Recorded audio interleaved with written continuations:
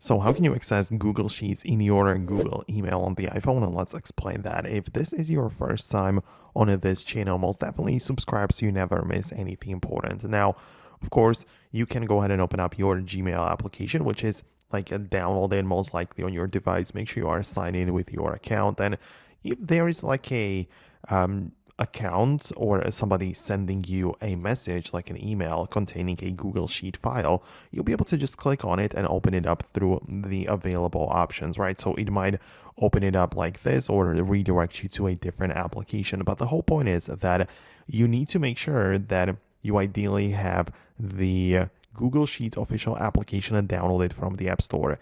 It's a separate application, even though you can technically browse those files within a Gmail, but you can also get the separate application, and it's much better actually, because in there you'll be able to see all of the files, save it to your attached drive, also be signed in with the same Google account, and just manage it right there. Perhaps create a brand new Google Sheet file from scratch. So I find it to be very useful due to multiple different reasons. So I would really appreciate it if you let me know if you like this, or let me know exactly what you had in mind so I can make a more tailored video just for you in the future. Stay tuned by subscribing so you never miss anything, and I'll see you later in the upcoming videos as well. So thanks a lot for watching, and I'll see you later.